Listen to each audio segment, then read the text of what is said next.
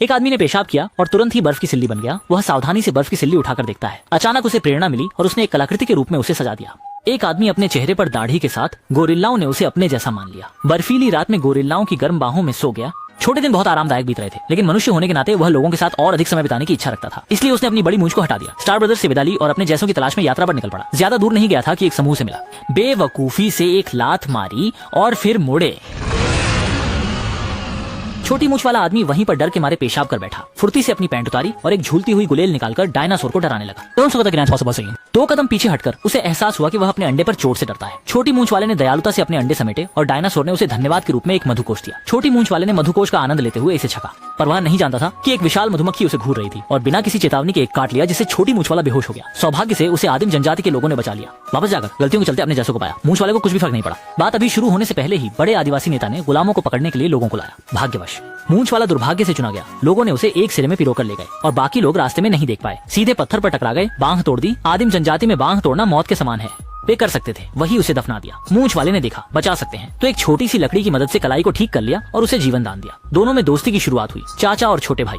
बड़े जनजाति ने गुलामों को पकड़ा ताकि स्वर्ग तक पहुंचने वाले टावर का निर्माण हो सके। गुलाम बने मूंछ वाले ने पत्थरों को लाद कर चल दिया। वह अकेला लकड़ी के खूंटे पर चढ़ता गया। मुश्किल से ऊपर पहुंचकर पाया कि ऊपर कोई व्यक्ति था। उसे भी नहीं लगा था कि कोई ऊपर आएगा। डर के मारे सीधा नीचे गिर गया। सौभाग्य से तेजी से हाथ बढ़ाकर लक्ष्य को पकड़ लिया। छोटी मूंछ वाले ने जल्दी से एक सिगरेट दी ताकि वह अपने आप को शांत कर सके, लेकिन हवा बहुत तेज थी और वह उसे जला नहीं पाया। छोटी मूंछ वाले ने इशारा किया कि वे अपना हाथ थोड़ा ढक के रखें। कितनी विडंबना है। नीचे आने के बाद सरदार ने पूछा कि क्या उसने उसके पिता को खोज निकाला। छोटी मूंछ वाला हकलाया, नहीं कह सकता। एक व्यक्ति आकाश से गिरता हुआ। नेता जल्दी से देखने गया। पिता शांतिपूर्वक मरे हुए थे, लेकिन वह अभी भी सजा देने के लिए क्रोधित था। बचाया गया लड़का मदद मांगने आया। उसके चेहरे की खातिर दोनों को कबीले से निकाल दिया गया। तब उनके सिर के पंख तक छीन लिए गए, लेकिन साइवोंग ने घोड़े को आजमाया। यह कैसे पता चलेगा कि यह एक वरदान नहीं है। एक समूह से टकराया जो नहा रहे थे। लड़कियां झील में नहा रही थीं, लेकिन एक छोटी मूंछ वाला व्यक्ति चोरी छिपे देख रहा था। छोटी मूंछ वाला बहुत मजे से देख रहा था। अचानक उसका अच्छा दोस्त आया और उसकी गर्दन पकड़ ली। दादी, असल में यह सुंदरी भाई की सपनों की महिला है।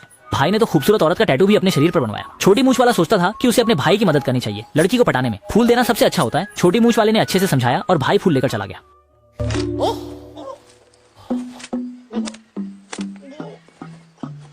लगता है ये चाल आदिम जनजाति की सुंदरियों पर काम नहीं करती। उन्हें जान की बाजी लगानी पड़ी और बेशर्मी से पीछा करना पड़ा। दोनों ने मिलकर गांव वापस कर दिया। जनजाति हालांकि कमजोर थी, पर बहुत ही सौहार्दपूर्ण और सुंदर थी, इसलिए यहाँ बसने का निश्चय किया। भाई ने अपने स्वभाव को दिखाते हुए छोटी मूंछ वाले को वापस मूल जनजाति में ले जाकर जनजाति के गोदाम को खाली कर दिया। सभी को वापस लाया गया नए कबीले का निर्माण करने के लिए। छोटी मूंछ वाले ने एक छोटा डायनासोर पकड़ा और उससे डायनासोर की शक्ति बनाई।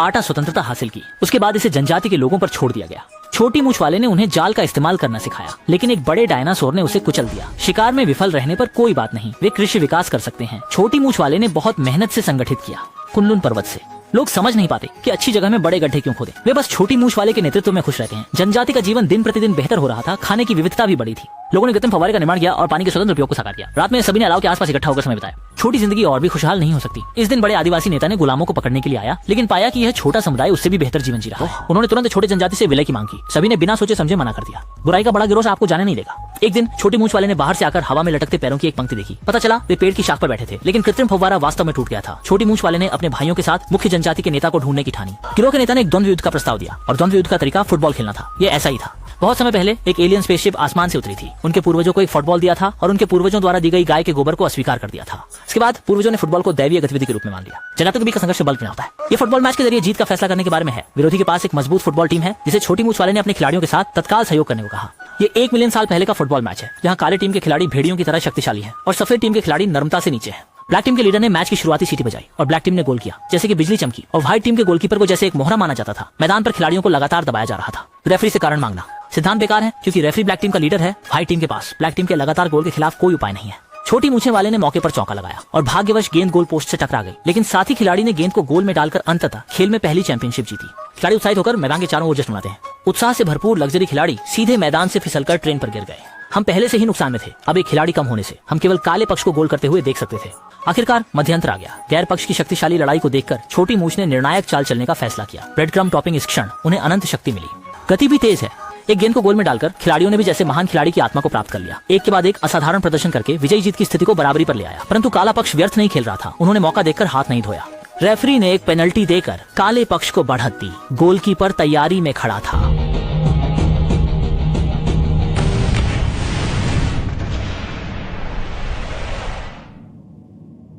गेंद को सफलतापूर्वक बचा लिया। दरवाजे के रक्षक का हाथ भी हिल गया था। महत्वपूर्ण क्षण में बुजुर्ग चीफ ने कदम रखा। उम्र दराज होने के बावजूद उनकी चाल बहुत फुर्तीली थी। एक मजबूत गोलकीपर के साथ सफेद बालों वाले पागल आखिरकार स्कोर बराबर हो गया। अब आगे सबसे महत्वपूर्ण गोल है। व्हाइट टीम ने ब्लैक टीम की रक्षा को तोड़ दिया और छोटी मूंछ वाले खिलाड़ी ने हवा में उछलकर गोल किया।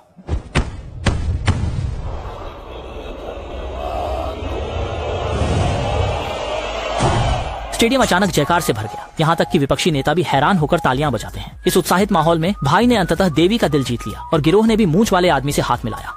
आगे चलकर अगर हम सब मिलकर शांतिपूर्वक और सहायता से रहते हैं तो दिन निश्चित रूप से और भी बेहतर होंगे।